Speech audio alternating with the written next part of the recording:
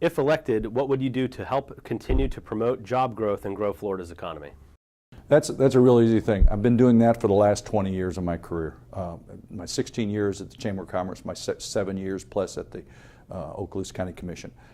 It's a real simple method. It's called teaching people how to create jobs, having businesses be partner with the education system, having businesses partner with the workforce board, and really creating an environment to where people are skilled, much like I said earlier.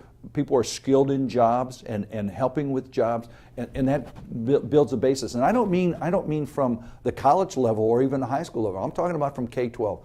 One of the things I learned in life, there's some areas of the world where they'll do a kind of a double track or a dual track, to where some folks will go to a career environment and some will go to a university environment. Not all folks, and we know this in Florida, about 75% of our people do not go to college. We have to be able to create skill sets for people that we can fulfill jobs with. That, to me, will be my number one priority. How would you improve Florida's healthcare situation? Well, the first thing I do is get rid of some of the lawyers that we have and kind of put some caps, mandate some really hard facts on medical malpractice suits. And I mean that by legislation. You know, we get lawyers that all they're worrying about is the biggest suits they can get, and we've had some in our area. I mean, we've had folks in Pensacola and even in my community that have taken tons of money.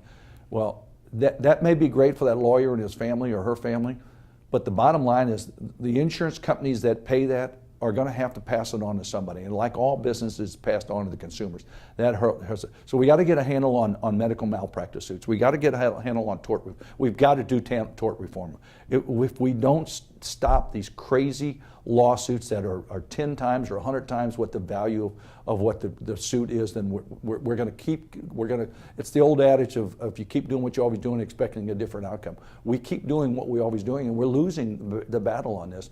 When you go to a doctor and you get the doctor gets sued for hundreds of millions of dollars, when the suit should be just for the cost of that particular suit and the medical care or whatever the case may be.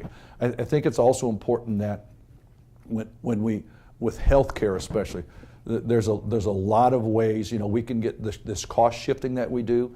Another one, I think, the cost shifting to me is really one of the onerous ones that we have, as well as I think the state law that Governor Scott just signed was a great law. It really stopped a lot of the craziness with respect to balancing. I know I have personal friends that they went to the hospital that was part of the provider, part of the service, but then another doctor was on call, and that's the person that showed up and got a bill that was an astronomical bill.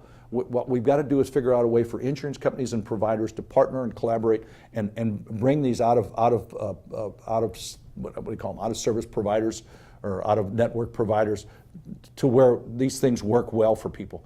This is ultimately, all these things cost the consumer. All the things that the lawyers are trying to protect, all the things that we're trying to protect in the legislators, we're just imposing more money on them. That's not hurting us so much, it's hurting the everyday consumer that's already struggling to make ends meet. What challenges do you see in Florida's K-12 education system? And if elected, what would you do to address those challenges? This is right in my wheelhouse as far as I'm concerned. I have been a part of a program in Okaloosa County that was created a number of years ago, actually not too long after I started in 2000 in the Chamber of Commerce. We have a program called CHOICE, Career High Okaloosa Institute for Career Education. And this is a chance for kids to learn some relevancy to the STEM requirements, to math and sciences for everyday business.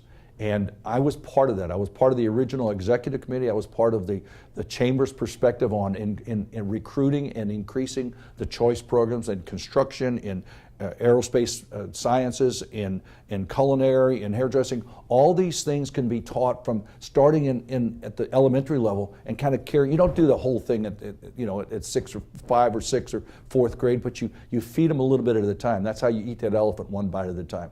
By the time they get into college, they can do great things, and here's why. CHOICE, this is the example that I use.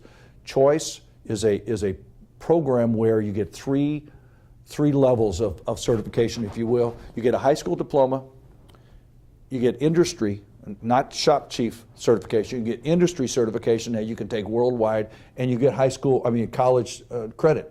So you can take that and go on to your college. And think about this. If you're in college and you got a choice between working somewhere and making $10, $15, $20 an hour or working for a minimum wage job, you've got the skills to do that because you're basically an apprentice in that particular career field, and you'll be hireable. So what I'd like to see is our education system teach skills, much like when I was growing up in the 50s and 60s, where the plumbers and the tradespeople made more money, in some cases more than some of the doctors and lawyers did. And if we can put that into our education system, that will fix the long term. Now, then it's responsibility. Once we have these people with skill sets, then we recruit the businesses.